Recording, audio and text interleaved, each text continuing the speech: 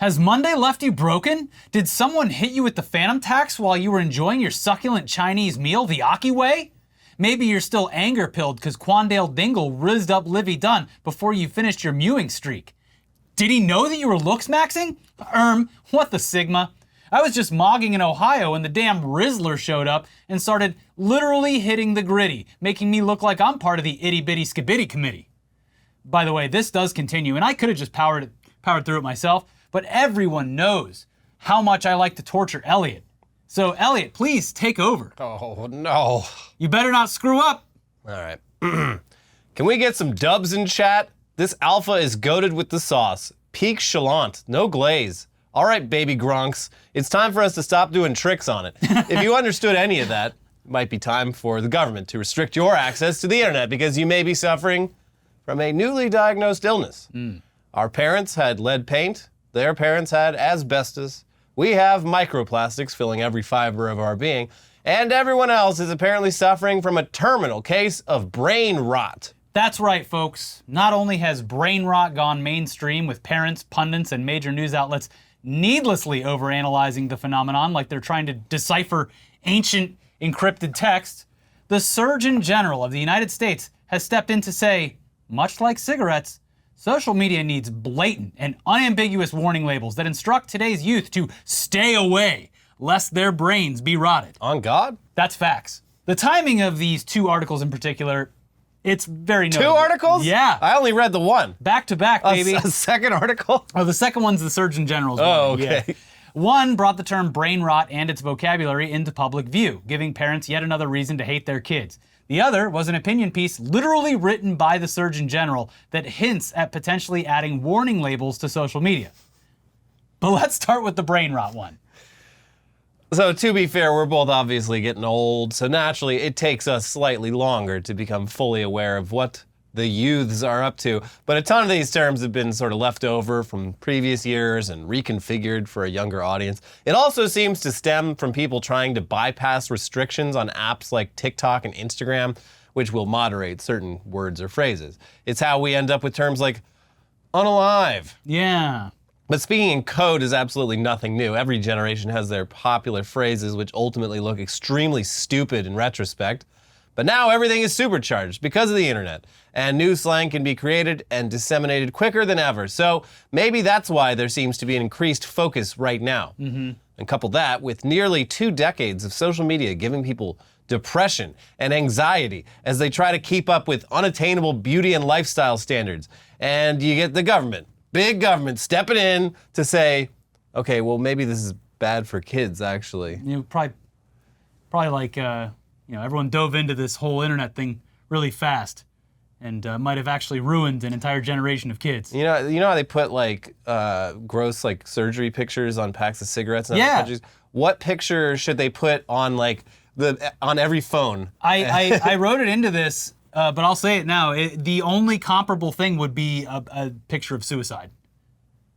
Okay, well, that's less fun than... Well, the images on cigarette packets aren't fun.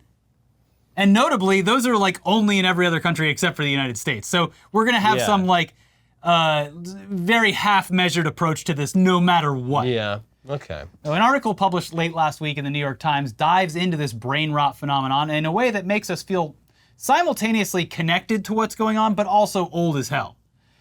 Titled as if it's a serious medical condition that you should bring up during your next doctor visit, the Times argues, if you know what brain rot means, you might already have it.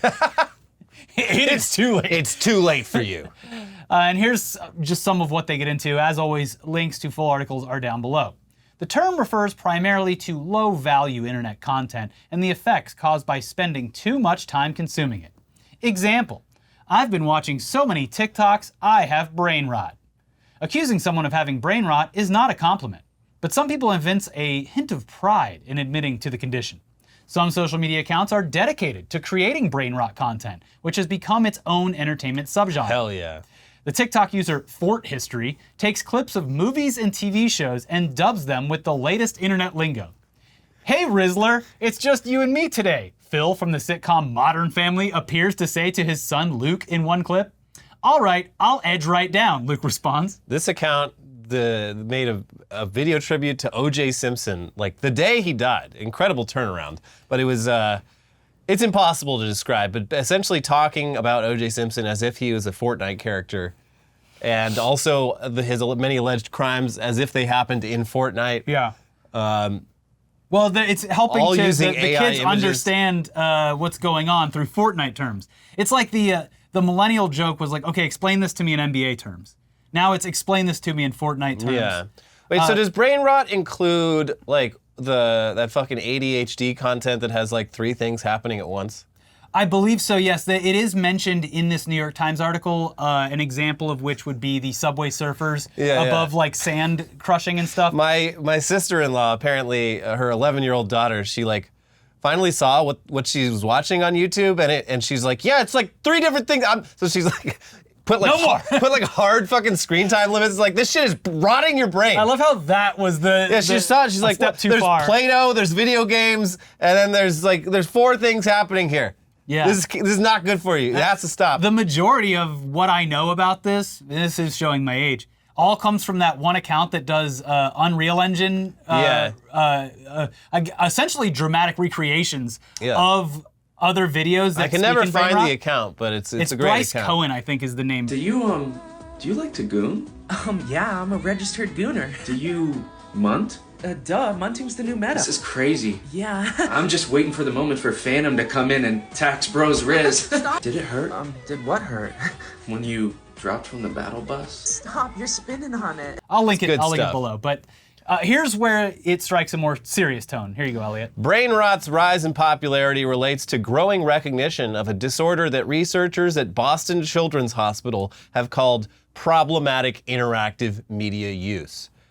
PIMU. Okay. Okay, and yeah, the next few quotes come from a doctor named Michael Rich, who founded the Digital Wellness Lab at that hospital. And we just have to say that some of this, it seems a little bit sussy. Sussy baka. He's a sussy little baka.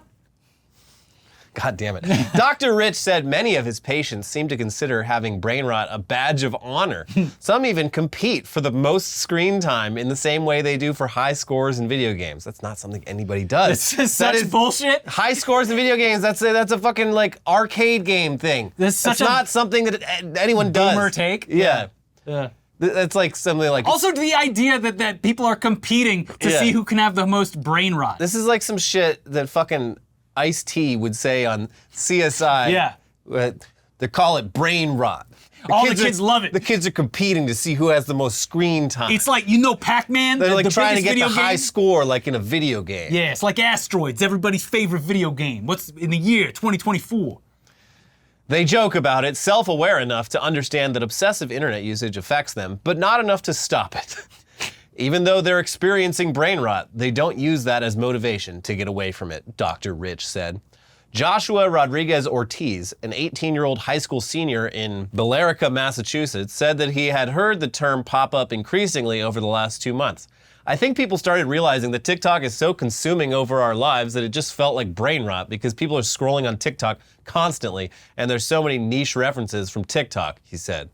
Okay, but that's just people labeling something, and then the label sticking, and then that term proliferating because it perfectly explains this temporary phase that some young people are going through because they think it's funny. That's why. They think it's funny to talk like this. It's getting a rise out of parents, teachers, and their friends. The only competition going on with brain rot is people memorizing the terms and being the one at school that gets it the funniest. Yeah. Like, that's the reality. Or uses it first. True. In our opinion, this is being way, way overanalyzed by the medical community. It's literally just slang that people use because they think it's funny. It makes authority figures upset, and it makes them confused, which reinforces how funny it is to these kids. Yeah, kids love talking in code. They love learning new words. And that is despite how lame probably everyone else thinks it is. Simple as that. Everyone must have forgot. Do you remember how horrifically cringe the millennial vernacular was when millennials were in their late teens and early 20s? What did we have exactly? Heckin' doggo. That was later. Poking badgers with sporks. That's like... I'm so random. That's like mid-2000s, I think. That's when millennials were in their 20s, their early 20s.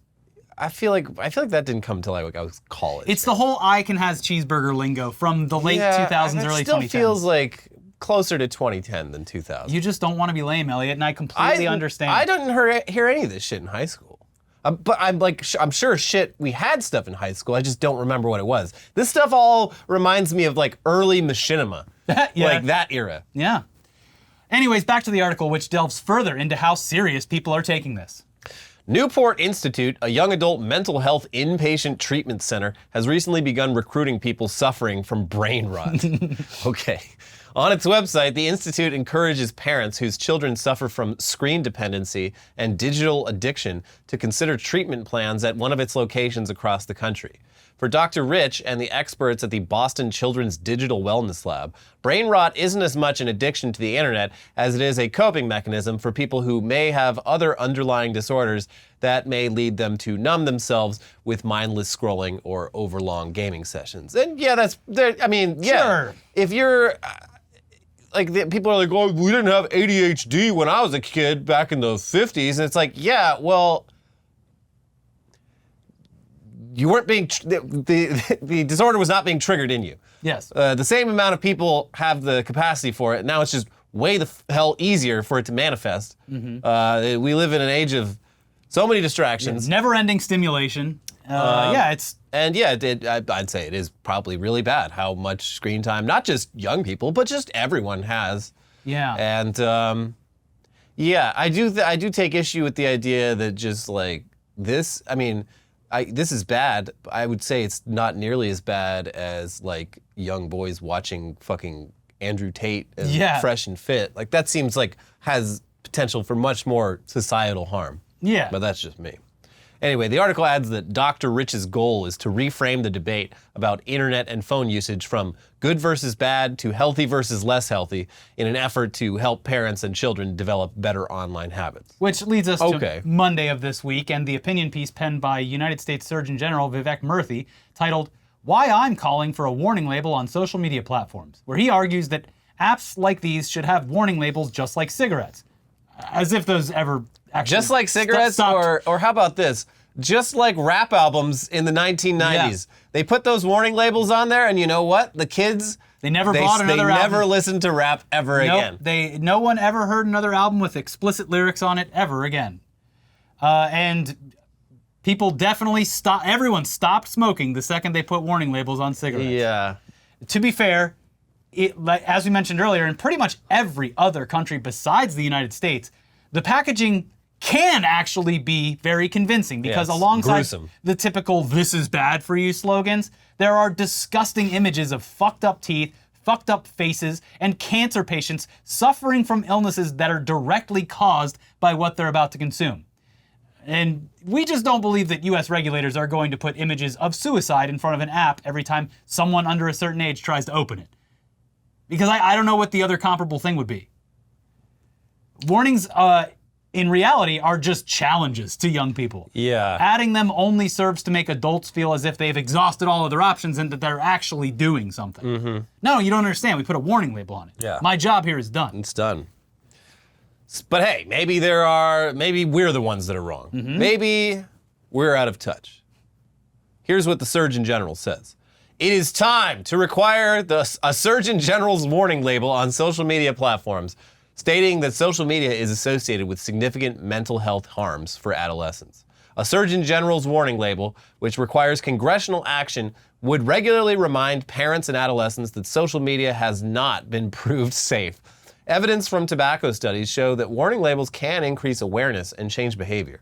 When asked if a warning from the Surgeon General would prompt them to limit or monitor their children's social media use, 76% of people in one recent survey of Latino parents said yes. Okay, so I guess maybe if these folks are telling the truth, that at the very least they would maybe second guess giving their very young kids access to certain apps, maybe, then okay. Yeah, 76% of these parents said, sure, that might have an effect on me. Great data.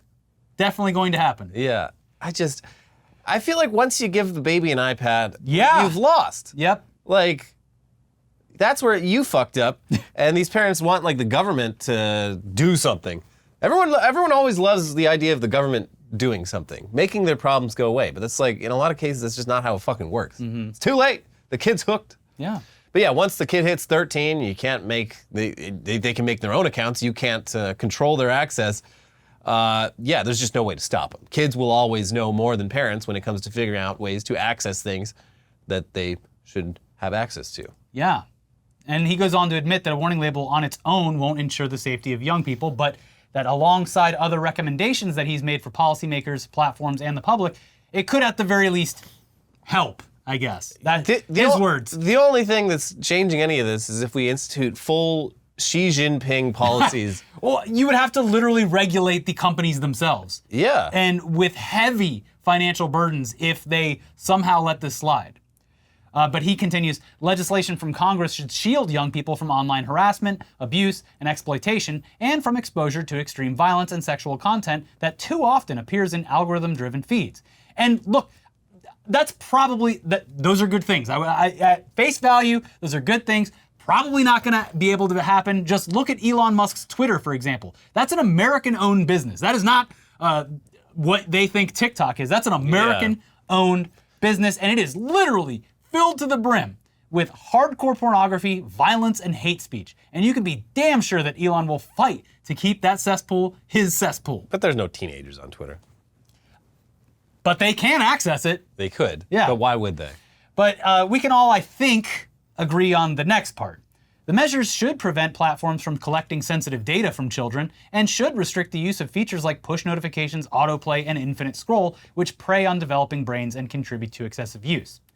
Yeah, I mean, when it comes to kids, these things actually probably would help. Yeah.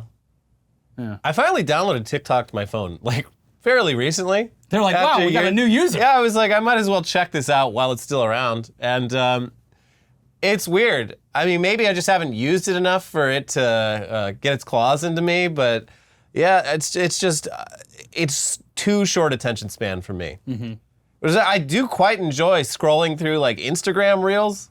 Yeah, well, because that's kind of you're getting the best of TikTok. Yeah. You're down in the mines. Yeah, I'm like TikTok. I'm like scrolling past like 10 or 20 posts before I see anything that even like mildly interests me.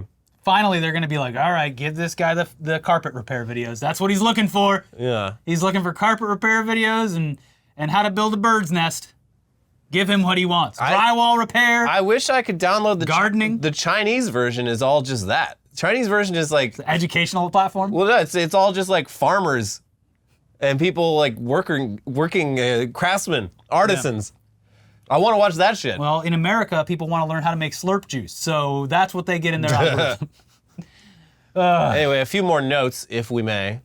Here, he says, schools should ensure that classroom learning and social time are phone-free experiences. I mean, yes, sure. Sorry, buddy. Unfortunately, this is America. There seems to be an endless supply of school shootings. Kids actually do need their phones for our very USA-specific emergency situations, unfortunately. Yes. Sounds great. Yeah, just don't let anyone have cell phones in schools. And then you stop and think for one fucking second. Oops. Oh. Yeah. Oh. It continues. Parents, too, should create phone-free zones around bedtime, meals, and social gatherings to safeguard their kids' sleep and real-life connections, both of which have direct effects on mental health.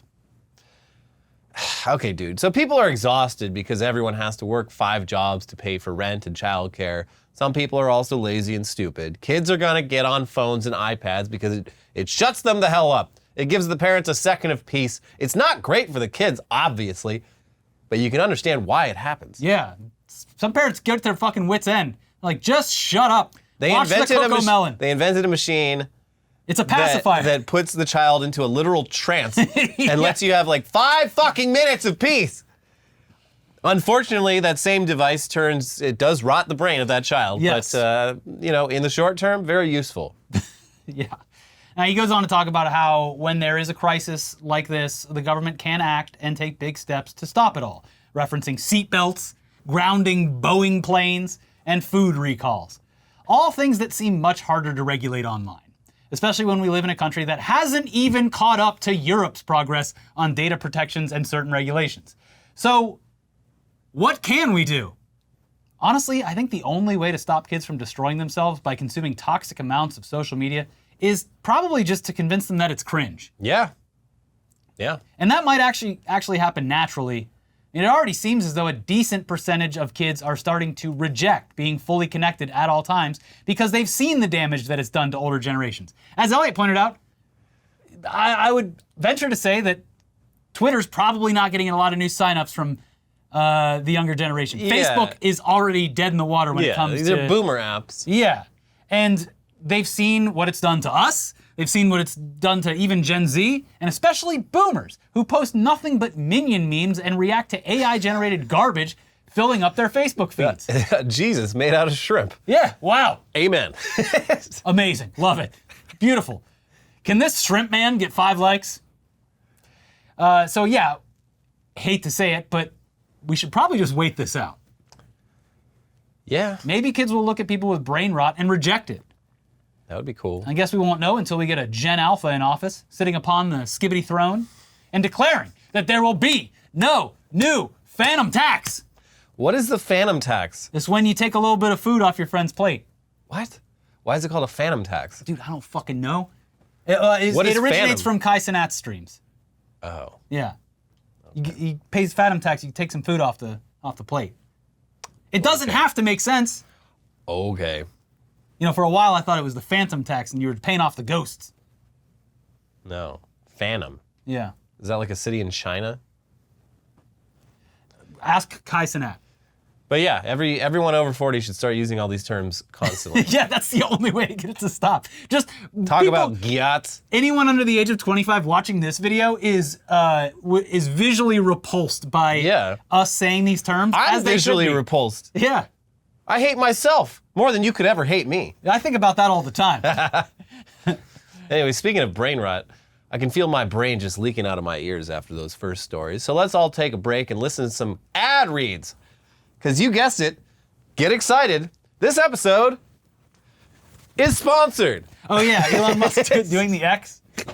And we're starting with Wait, he wasn't doing the X. He was dancing around like an idiot, and his fans were like, "He's actually doing the X logo." He's doing a human X. All right, now the sponsors. But yeah, let's start with our first sponsor, Henson Shaving. Henson Shaving is a family-owned aerospace parts manufacturer that has made parts for the International Space Station and Mars rover, and now they're bringing precision engineering to your shaving experience. Razor blades are like diving boards. The longer the board, the more wobble, the more nicks, cuts, and scrapes. A bad shave isn't a blade problem, it's an extension problem. By using aerospace-grade CNC machines, Henson makes metal razors that extend just 0.0013 inches, which is less than the thickness of a human hair. That means a secure and stable blade with a vibration-free shave. But wait, it gets better. The razor has built-in channels to evacuate hair and cream, which makes clogging virtually impossible.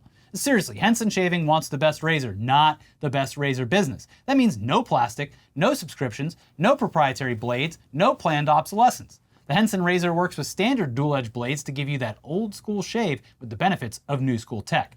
And once you own a Henson razor, it's only about $3 to $5 per year to replace those blades. And we love this razor. It's infinitely reusable, gets the job done very, very well, and of course, you're not contributing to more plastic pollution in the process. All those disposable blades ending up in a landfill forever. Boo. Also, the handle's got a good weight to it. It's ridiculously cheap to refill over time, and it's always fun to reject modernity and embrace tradition. It's time to say no to subscriptions, and yes, to a razor that'll last you a lifetime. Visit hensonshaving.com/itdaily to pick the razor for you and use code ITDaily, and you'll get 2 years worth of blades free with your razor. Just make sure to add them to your cart. That is 100 free blades when you head to hensonshaving.com/itdaily and use code ITDaily. Check them out if you're looking for a good shave. And this episode is also sponsored by Shopify. You probably already know them. You probably already love them. It is Shopify, the best platform for shopping, hosting your own business, and keeping track of all your shipments in one place. There's tons of amazing duos out there in the world. We're obviously the best example. But of course, a better one is Shopify and you. Shopify is the global commerce platform that helps you sell at every stage of your business. From the launch your online shop stage to the first real life store stage, all the way to did we just hit 1 million orders stage? Shopify is there to help you grow. Whether you're selling scented soap or offering outdoor outfits, Shopify helps you sell everywhere. From their all-in-one e-commerce platform to their in-person POS system, wherever and whatever you're selling, Shopify's got you covered. Shopify helps you turn browsers into buyers with the internet's best converting checkout, up to 36% better compared to other leading commerce platforms. No matter how big you want to grow, Shopify gives you everything you need to take control and take your business to the next level. We love Shopify's simple and easy-to-use app because it keeps track of all your online shipments. You can even connect to other platforms so that your tracking is all in one place. Shopify powers 10% of all e-commerce in the US, and Shopify is the global force behind Allbirds, Rothy's, and Brooklinen, and millions of other entrepreneurs of every size across 175 countries. Plus, Shopify's extensive help resources are there to support your success every step of the way, because businesses that grow with Shopify. Sign up for a $1 per month trial period at shopify.com/itdaily, all lowercase. Go to shopify.com/itdaily now to grow your business no matter what stage you're in. Shopify.com/itdaily. Links are always down in the description. Now back to the news. And if you thought you were miserable listening to the first half of this episode, buddy, it only gets worse from here, because someone has finally invented anti-woke water. We did it, everyone. The water was getting too woke, but they fixed it. Yeah. So to be fair, this product was initially launched last year. We may have covered it before, but they've recently taken their marketing to the next level with an appearance during this past weekend's Turning Point USA conference, where they begged people to care about water made for deplorables that you can drink without shame for the low, low price of $11 per six-pack. Wow. Freedom ain't free. Now, we would argue that this price is too high for water, but, in the premium water market, it seems about average, though most of the water that is fetching that price it's spring water. It's not filtered water from a municipal water supply. You can point out on a map where that water came out of the ground. Mm-hmm. But that's not the point. The point is that this water, it's going to say the N-word if it means keeping you hydrated. That's right. It's willing to do anything to make sure that you are getting enough hydration. That's what really matters, especially with water, right? What if your choice of water could make a statement? What if it could symbolize your commitment to values like freedom, individuality, and self-reliance? Freedom 2.0 water isn't just about what's inside the bottle. It's about the message it sends with every sip. With labels like, this water isn't free, but your speech is. It's not just refreshing, it's rebellious, and it's unapologetic to drink this in public. Can you freaking believe it? But that's where we are. It's a reminder that even the most ordinary acts, like taking a sip of water, can be infused with meaning and purpose. By choosing to drink Freedom 2.0, you're not just choosing a brand, you're choosing to stand up for what you believe in. Try Freedom 2.0 and tag me in your Instagram story for a repost. Hold on, drink break. Also, love to point out how ironic it is that conservatives are attempting to sell anti-woke water that can only exist because of municipal water regulations alongside testing and approval from multiple government agencies. Facts that they proudly display on their website as badges of honor. We are approved. Yeah, this is bullshit. We need raw water. We are approved by the FDA. Boo! Yeah. Boo! Sorry, chuds. It's probably got fucking fluoride in it. Yeah, if the water isn't coming directly out of the hose that's connected to a nearby pond or a well, probably too woke. You should definitely avoid that water. It's the same water that turned the frogs gay, and you're drinking it? Definitely just keep drinking raw milk instead. Yeah. It's certainly not gonna hurt you to drink only raw milk for every meal and throughout the day. Gluggity glug. Especially in the summer, before any strenuous activities, which for boomers means going from the couch to the front seat of their oversized trucks. And that's why you should also keep an extra bottle of raw milk in that truck, in that center console. Right there on the dashboard. Baking in the heat, so that it is the perfect temperature for consumption. If you've been drinking cold raw milk, buddy, you're an idiot. You're missing out. You need to warm that up. That's when the flavor really takes off. Gotta let it breathe. For legal purposes, that entire past Don't drink raw milk. Was a joke. Anywhere else, anyway, god damn it. You've been drinking too much raw milk. Too much raw milk for me. Yeah. Elsewhere in conservative politics, though, Newsmax looks to be clinging on for dear life after multiple lawsuits, because they're looking to become a new tantalizing piece of meat for short sellers as the right-wing org seeks to go public on the stock exchange with an IPO. Oh no! We need cash now. This will definitely work, and it won't completely backfire. and make the entire organization look stupid while also facing their inevitable demise. So they should do it. Yeah. Go for it. Do it. Actually, it. wait. No, they're not going to listen to me. They shouldn't do it. Don't do it. No, I'd be so owned if they did this. I would look like such an idiot if they were so successful in the stock market. I'd put on a big neon green jacket and a beanie, and I'd go stand outside the White House, and I'd be like, no! And I'd let people film it, and they would just reuse that on the internet every day if this were to happen. I would be walking around as a piece of human corn on the cob. I'd be so owned. Yeah. So here's Mediaite with more on this. Newsmax announced a bid last week to raise $225 million from investors in anticipation of an IPO later this year or early next. It's offering 30,000 shares at $5,000 each to accredited investors in an apparent attempt to mimic the success of Donald Trump's Truth Social, a media company that, despite steep financial losses, has boomed thanks in no small part to retail investors looking to give the former president a boost. That is I mean, yes, I guess From where I guess you could from call zero, it a success. It got more, yeah. Dwindling ever since, and a bunch of investors who are angrily emailing the SEC to ask them to please stop people from short selling this stock. Yeah, it's not fair. It continues, Newsmax is promoting the IPO aggressively. On Saturday, Newsmax host Lydia Courage abruptly ended an interview with former U.S. Ambassador to Germany, Rick Grenell, in order to plug the public offering. We want you to be a co-owner, the host told viewers. During Trump's speech at a TPUSA conference in Detroit, which Newsmax aired in full, the IPO was promoted with a large graphic on screen. Quote, it appears Newsmax is trying a Hail Mary pass to secure a financial lifeline with low-info investors, since legitimate funding sources will likely run from this, said one Newsmax insider with knowledge of the company's finances. In a 225-page disclosure to potential investors, Newsmax stated the company is currently involved in significant litigation, including claims relating to alleged libel or defamation and personal injury and property damage. Wait, what? Free speech and regulatory requirements. Wait, what's the personal injury and property damage they're being sued Well, I guess on? we'll find out. The disclosure said the network's revenue last year was $135.3 million. Now, the company hasn't made a profit since 2021, having lost $20 million in 2022 and $41.8 million in 2023. Wow. Seems like the perfect financial investment. Isn't this a channel? Is this one of those channels you have to like specifically pay for? Yes, I think so. Interesting. Yeah, I don't know. What was the one that got taken off of DirecTV or AT&T? OAN. Yeah. I think Newsmax is even below that. Is OAN even still around? I don't know. And then there's, because they got sued as well. Yeah. And there's a couple of them. Yeah, not a good month so far for conservative news outlets. The Epoch Times, Newsmax. There's a couple others that are. InfoWars, although I don't know. I think they get to retain the production. Yeah. But Alex Jones is losing pretty much everything. Yeah. But moving over to YouTube news. It looks like soon enough, YouTube videos might feature the same community notes as Twitter. Yeah.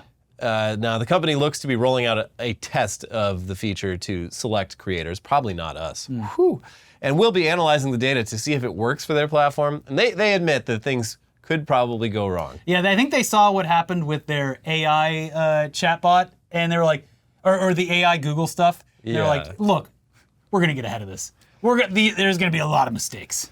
So yeah, it sucks to be a test subject because if something gets mislabeled, YouTube gets to say oops and move on, while it might actually affect a creator's ability to make a living. That's always fun. Overall, though, this could end up being maybe a net benefit in the same way it is for Twitter. Here's Gizmodo with more. YouTube will soon be testing a feature that allows users to add notes under videos to correct inaccurate or misleading information, according to an announcement from the video sharing platform on Monday. The new program, which doesn't appear to have an official name yet, will be rolled out to eligible contributors who will be invited by email or a notification in their Creator Studio portal. Viewers in the US will start to see notes on videos in the coming weeks and months, YouTube said in a blog post. In this initial pilot, third-party evaluators will rate the helpfulness of notes, which will help train our systems. These third-party evaluators are the same people who provide feedback on YouTube's search results and recommendations. As the pilot moves forward, we'll look to have contributors themselves rate notes as well. YouTube stressed that its efforts are just experimental at this point, and the company anticipates problems that will need to be ironed out along the way.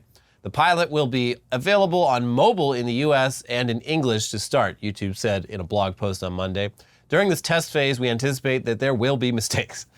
Notes that aren't a great match for the video, or potentially incorrect information. And that's part of how we'll learn from the experiment. Oh, good.